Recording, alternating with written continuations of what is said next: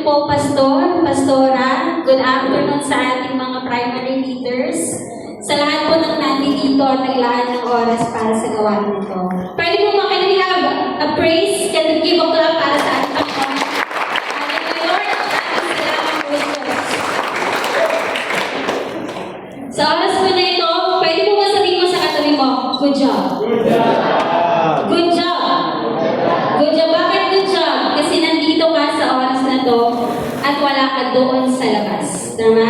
Wala ka doon, sabi na ni Ate Patty kanina, wala ka sa Dasol, wala ka sa swimming pool, wala ka sa beach, wala ka sa ibang lugar, kundi nandito ka sa oras na to para gumitahin at alalahanin ang huling pitong salita ng ating Panginoong Jesus. Kaya sabihin mo sa sarili mo, good job. Good job. Good job.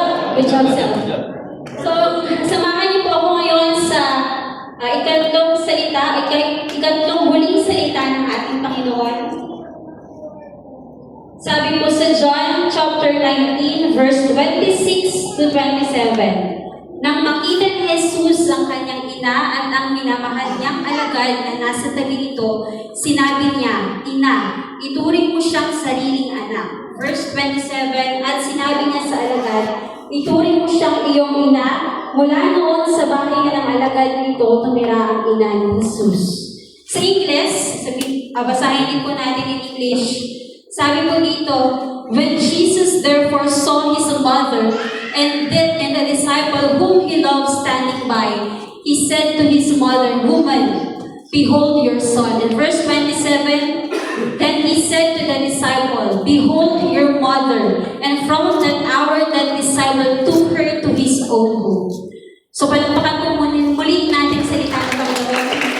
Sa oras na to, gusto ko po simulan just by asking you, when is the last time you felt in pain? Kailan po tayo huling nakaranas ng sakit? Literal na sakit? Ako po, for my personal experience, hindi na po ko lalayo. Dahil sa mga kababaihan, alam mo po, every month nakakaranas tayo ng menstruation, di ba? Meron tayong menstruation cramps na tinatawag, kung saan pag tayo nakakaranas ng sakit, gusto natin mag-isa lang tayo, tama? Gusto natin, ako lang to. Gusto ko ako lang sa lahat, di ba? Wala kang ibang nakikita, kasi gusto mo ikaw lang. Gusto mo yung sakit, masakit na, ni-feel mo pa ng tuluyan yung sakit na meron ka. Gusto mo na walang ibang kakausap pa sa'yo kasi medyo moody ka sa araw na yun. Pero imagine the Lord, imagine natin ang Diyos when He is in pain. Habang siya ay nakapako sa krus, habang siya ay nakasuot ng corona, He still sees us. Nakita niya tayo. Nakita ka niya na kahit siya ay naghihirapan. God sees you. Sabi dito, God sees you.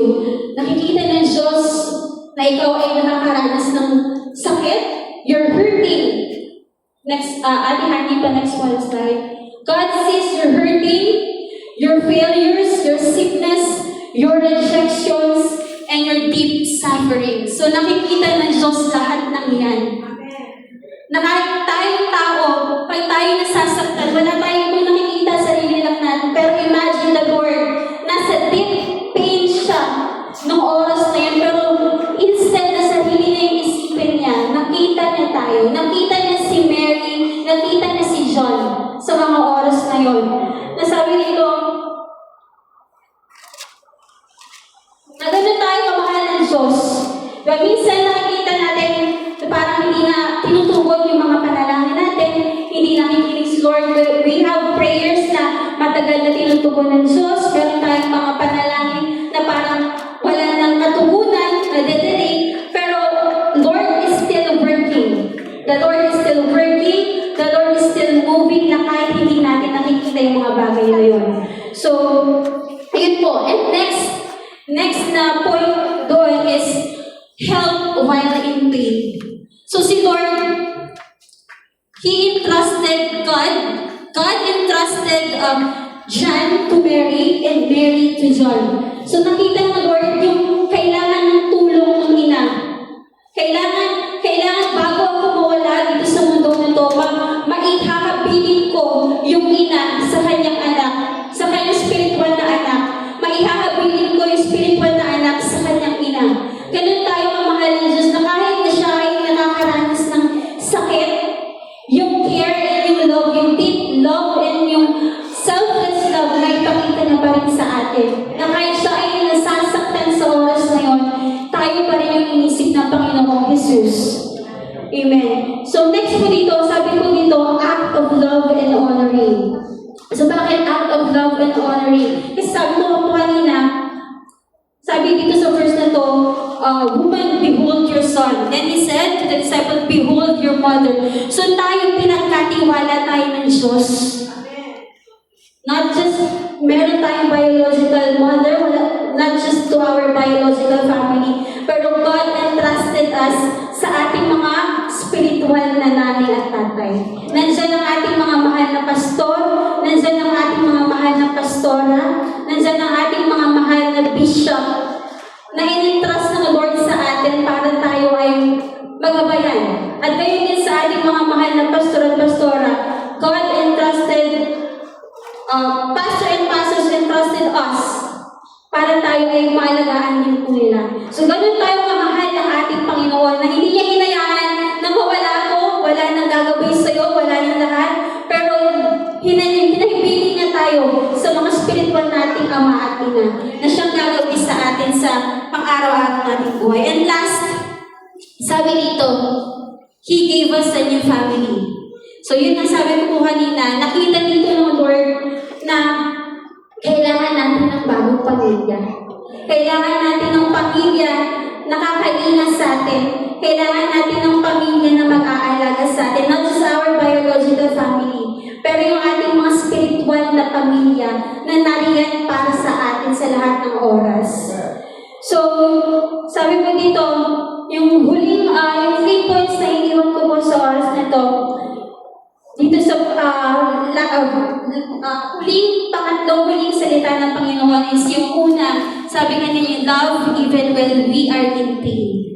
So magmahal tayo na kahit tayo ay nasasaktan, matuto tayong magmahal. Na kahit tayo ay dumaraan sa problema, matuto tayong magpakita ng pagkalinga sa ibang tao. Matuto tayong magpakita ng pagmamahal, pag-aaruga, ng concern sa ibang tao. And next is we are one spiritual family. So, meron tayong spiritual na pamilya dito sa lupa. Hindi lang biological, but we have spiritual family. And last is care for one another. Kung paano inilala or paano tayo binigyan ng kalinga ng Panginoong Hesus, ganun din ipakita natin sa ibang tao. We have to care for one another. So yun naman po at maraming salamat.